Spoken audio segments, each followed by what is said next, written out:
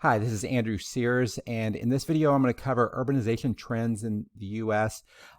So for our students at City Vision University, about 90% of them at this current time are based in the U.S. So we're going to have some international students, but because we have so many that are focused on the U.S., we want to talk about what are the urbanization trends in the U.S. So why are we doing urban ministry? And, even what do we mean by that? So, one is just urban as it's defined by, sociologists, urban versus rural. So, between 1890, most of the United States was rural. Now close to 80% is urban. And in this type of definition, you're kind of folding, small cities and towns into urban, whereas rural would be, where you're not in a small city or town. Another way of looking at it is breaking it up into, rural, smaller metropolitan, large metropolitan, and urban core. So a lot of people in urban ministry, and in many ways in this course, we're going to really be talking about the urban core. Sometimes we talk about inner city, but what we're really talking about is we're talking about distressed communities that are under strain. So you might be in a rural environment and you have a meth epidemic going on and a lot of rural poverty. A lot of the principles from this course are going to apply. So it's not easy to pin down, but there's a reason why, this is called urban ministry. Now, one of the other things, I want to dispel some myths around urban ministry.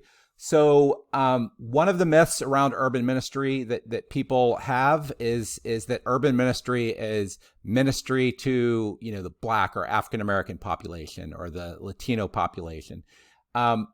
Ultimately, if you look at urban population in the United States, 57% is white in urban populations. Now, it's true that rural populations are more white, but the reality is urban populations, have a large percentage Black, large percentage Hispanic, and you can see that Hispanic on this chart is actually larger than Black. Now, this is going to vary a lot at different, parts of the country. Now, I don't, say this to discount the differences between ethnic groups, but, people who use urban to mean Black or urban to mean Hispanic, that's not true in the United States. So the way we're most using urban, is we're talking about urban or inner city. We're talking about, distressed communities, as I mentioned, or under-resourced communities.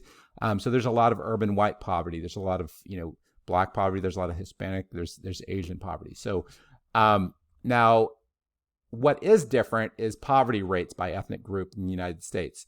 Because of both historic and current, injustice, there's significant differences in poverty rates between, white alone, non-Hispanic, and Black. So, in Hispanic, so where it's more than double.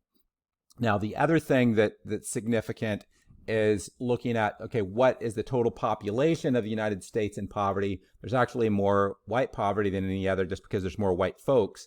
But the percentage is less. There's more Hispanic just because the percentage is higher. Then you have Black and Asian. Now, another thing to understand poverty in the United States has to do with geographic poverty concentration. So in the United States, because of historical injustice and segregation and a variety of other factors, there is much higher poverty concentration in the Black community and in the Hispanic community than in the white community. So, white poverty is much more diffuse. With the concentrated poverty often becomes concentrated challenges in the community. Now, another thing just to see in terms of U.S. demographic trends is what's happening in racial changes in the United States. So if you look at between 2012 and 2060, the non-Hispanic white alone populations decreasing from 63% to 43%. So, over that period, we're going to go into a majority minority country where as a lot of cities already are where the, what we call minorities are going to be the majority. And you can see, the different groups, the largest growth is Hispanic, but some growth in Black and Asian. And then 2 or more races is actually, percentage growth has the highest percentage growth because it's more than doubling over that period. Now, all that varies depending on where you're located. So if you are in Detroit, Michigan, then your white population is comparable to what South Africa is. Many people, apartheid in South Africa was a big deal because 10% of the city population or the country population, had almost all the power.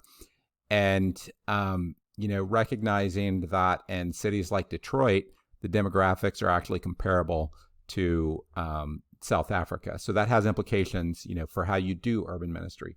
Same thing, and there's a difference, for say Atlanta, where, there that's, more of a Black dominant city. Some people have called Atlanta and sometimes Washington, D.C. is the African-American capital of the country. But, how you do ministry in this type of city is going to be different than how you do ministry in this type of city, depending on what your ethnic background is and the ethnic background of those you're serving and, the rest of your ministry.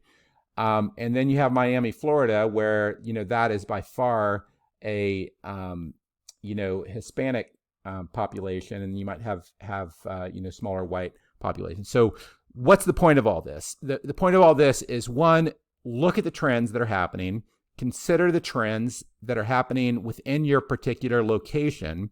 What are the factors that you need to think about? Recognize that what we mean by urban, and you're going to hear different authors and different speakers talk about a lot of the common misperceptions.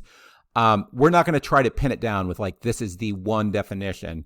But in general, in this course, what we're using, if you're not in an urban setting, you can kind of just translate all of this into serving, at-risk or under-resourced communities around you. But that way it can be applied to everyone. But ultimately, what we're looking at doing is there's a lot of the principles that have been applied to, the more distressed communities that can be translated. And ultimately, what we're talking about, we talked in the introduction about how do we have an applied theology of urban ministry? So there's particular principles that are coming out of the Bible that we can apply into these contexts. But part of it is you have to think about what is the context that you're in. So hopefully this is helpful. If you have any questions, then please ask your faculty member. Thanks a lot. Bye.